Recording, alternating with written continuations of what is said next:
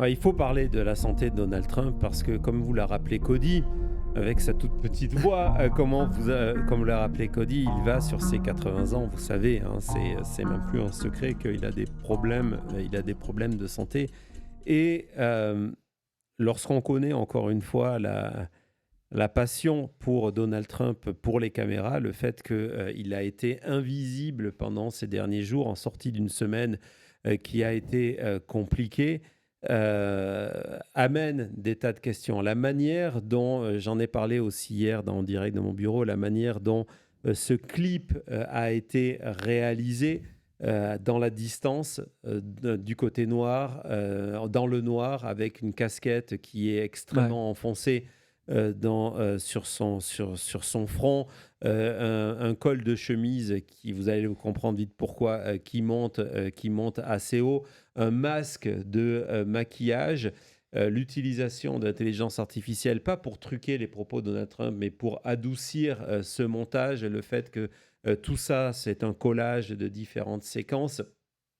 Tout ça sont des signes qui nous amènent à penser ça. Et même lorsqu'on regarde les photos officielles de cette soirée, donc les photos qui ont été communiquées, encore une fois, par la Maison-Blanche pour projeter de la force, cette photo-là de Donald Trump qui assiste à cette réunion, évidemment, elle a attiré énormément, elle a attiré énormément de regards. Donc voilà, c'est la photo du moment parce que, vous allez le voir, la bouche de Donald Trump euh, indique ce que l'on pense être le fait qu'à un moment ou à un autre, il a été victime d'une attaque. Hein, Mmh. ce côté droit de son visage, c'est pas que la bouche, hein, si vous voyez, c'est au niveau de la joue, c'est au niveau de sous son œil. On a vu des images de Trump qui a du mal à ouvrir cet œil-là, qu'il y a eu ce penchement vers la droite. Petite parenthèse, je pense qu'on a une autre photo de son meeting où on voit les rideaux justement derrière lui qui sont ouverts. Je ne sais pas si c'est peut-être... bon, c'est pas grave. En tout cas, on y reviendra là-dessus. Cette photo, de penser que c'est la meilleure photo de Donald Trump, hein, c'est celle qui a été économisée et qui a été communiquée. Regardez, même le département d'État a repris cette photographie-là, vous allez voir. Et dans cette photo, ils ont décidé de la passer au noir et blanc pour peut-être donner un petit peu plus de sens au Epic Fury. Ouais. J'en sais rien, mais Pour même faire moins Mar-a-Lago si on peut-être? va sur ce gros plan en noir et blanc de Donald Trump, Aïe. c'est peut-être encore plus inquiétant, non? Ah, je crois pas que c'est soit une histoire de couleur là, le problème. Non, ce n'est pas qu'une histoire de couleur. Et puis, il y a son retour hier à la Maison-Blanche, où vous avez vu, il n'est pas venu parler avec les journalistes dans l'avion. Ils ne l'ont pas vu de tout le vol. Hein, il faut bien comprendre ça. Parce que lorsqu'il vient parler avec les journalistes, Donald Trump est à moins de 1 mètre des journalistes. Il n'est pas venu parler. Il y a une photo de lui lorsqu'il descend. Il est descendu je vous ai expliqué, il sort de Air Force One et il va prendre l'hélicoptère. Et contrairement à ses derniers retours où il n'est pas maquillé, regardez cette photographie hier de Donald Trump qui revient, qui sort de l'avion et on voit. Alors évidemment, les reflets sont exagérés à cause de la distance et à cause des lumières derrière lui, mais vous voyez qu'il a un masque sur son visage pour cacher son visage. Et puis, il y a ce matin et son discours donc où il a parlé de rideau. Et ça commence par la main. On va regarder la main de Donald Trump. Donc, regardez encore une fois, désormais c'est la totalité de sa main droite. C'est plus simplement la zone, mais la totalité de sa main. Les doigts sont encore une fois enflés. On vous en avait parlé très souvent. Et tout au long de cette cérémonie, qui était la seule cérémonie publique de Donald Trump, qui a été extrêmement courte, la difficulté de Donald Trump à rester éveillé. Regardez ce moment, regardez ses yeux lorsque on rend hommage à un des soldats qui a été décoré. Vas-y Thomas. devices, suicide vests, indirect fire, and small arms fire was launched against Forward Operating Base Hanzi. Staff Sergeant Aulis ordered his fellow soldiers to move to bunkers to shield themselves from enemy fire. After accounting for his soldiers, he moved toward the enemy force that had penetrated the perimeter of the Forward Operating Base.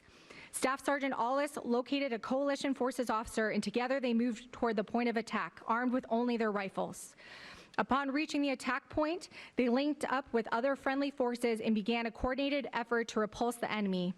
While under continuous fire, Staff Sergeant Aulis... Voilà, Donald Trump qui a du mal, encore une fois, hein, on le voit non seulement avoir du mal à garder les yeux ouverts, mais vous le voyez balancer sur lui-même. Alors, on peut penser que peut-être il est fatigué, peut-être il est âgé, mais je vous donne juste cette remarque qui n'est ni une information ni une rumeur. Après, c'est à vous de voir ce que vous voulez en faire, mais vous le savez, il y a des traitements médicaux qui aussi créent de la somnolence. Et moi, de plus en plus, quand je vois ces images-là, comme on a vu celle de Joe Biden, et parler de la santé d'un président lorsqu'il a 79 ou 80 ans, c'est tout à fait normal. Lorsque je vois ces images-là, je me demande si Donald Trump n'est pas sous un traitement qui crée cette somnolence chez lui. C'est quelque chose qui, d'après moi, mériterait d'être exploré. Et puis, vous le savez, hein, on vous a montré sa main enflée et peinte. Il n'y a pas d'autre mot, c'est pas maquillée, qui est peinte pour cacher le fait qu'il a des problèmes avec cette main. Je vous rappelle que l'excuse officielle de la part de la Maison-Blanche, c'est parce que Donald Trump serre des mains en permanence, plus que personne d'autre, n'importe quel autre président des États-Unis. Et donc, ça lui fait des marques parce qu'il prend un traitement d'aspirine, etc., etc. Le problème aujourd'hui, c'est qu'il y a une nouvelle marque qui est apparue sur Donald Trump. Et cette fois-ci, on n'est pas au niveau de sa main. Vas-y, Thomas. Voilà, c'est aujourd'hui Donald Trump qui est donc cette apparition de cette marque de haut niveau, haut niveau du cou. Certaines personnes utilisent le terme de rash, qui est une forme de rougeur. Je ne sais pas si c'est le bon terme parce que je ne suis pas médecin. Mais il y a quelque chose, même si on n'est pas médecin. L'utilisation de ce terme de rash, c'est aussi une manière de dire c'est pas vraiment important. C'est pas vraiment important. Si vous zoomez, je ne vous conseille pas forcément, mais bon, si vous zoomez sur cette photo de Donald Trump, vous voyez que il y a une partie de la peau qui n'est plus là. On n'est plus dans simplement une rougeur. On a d'autres clichés. C'est que Cody vient d'en envoyer à Thomas. Vous voyez, il y a un hématome qui est très très fort, qui était masqué parce qu'il avait sa casquette lors de sa casquette, la noirceur. D'un coup, on comprend aussi les conditions dans la manière dont sa déclaration a été filmée. Donc voilà, il y a des véritables questions aujourd'hui sur la santé de Donald Trump. Et ce que j'ai trouvé intéressant, c'est qu'en fait, cette rougeur existe depuis quelques jours. Pourquoi je vous dis ça ? Parce que, évidemment, la Maison-Blanche a été contactée et a été obligée de répondre parce que la photo, vous allez voir d'ailleurs le tweet qu'a fait le Lincoln Project, les photos sont devenues virales et encore une fois, lorsqu'on rentre dans le Zoom, encore une fois, je ne suis pas médecin, vous voyez qu'il y a des dégâts assez approfondis. Et donc, l'excuse officielle, parce qu'on ne parle plus de serrer la main de la part de la Maison-Blanche, c'est de dire que Donald Trump met une crème préventive sur sa peau et que c'est la réaction à sa crème et que ça va être là encore pendant quelques jours. Donc déjà, la question de se dire, mais pourquoi il met une crème et quel est sa style de crème préventive pour marquer comme ça. Et surtout, il y a une volonté de cacher. Il y a une volonté de cacher ça de la Maison-Blanche.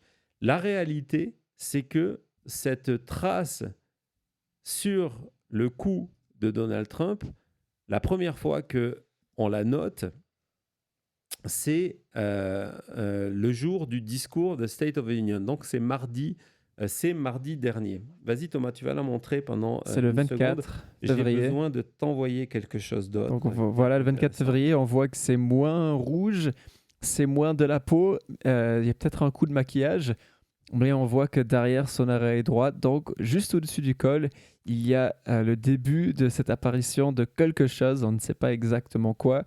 Ça, c'est donc à peu près une semaine d'aujourd'hui. On est à un jour près. Mhm. Et vous avez vu donc le développement. Donc ça, c'est le 24. Et je t'envoie tout de suite sur WhatsApp, excuse-moi. Parce Sur qu'on a WhatsApp. d'autres images à travers la semaine. Oui, mais avant ça, avant d'aller dans les images, je voudrais qu'on parte un petit peu en arrière. C'était un tweet qui avait été fait, que j'avais relevé en me disant les sujets santé, ça nous intéresse toujours. Le 15 février, Donald Trump était, je ne sais plus si c'était Mar-a-Lago ou un de ces clubs dans l'Est des États-Unis, je pense que c'était Mar-a-Lago, et il posait en compagnie de Lisa Tuss. Et justement, la zone de son cou déjà avait été relevée par les internautes. Alors, quand j'ai vu passer la photo, j'ai mis de côté en me disant il n'y a probablement rien. Et puis, on passe une semaine après, on est le soir de Sotus et on voit qu'il y a quelque chose. On va partir le 27 février.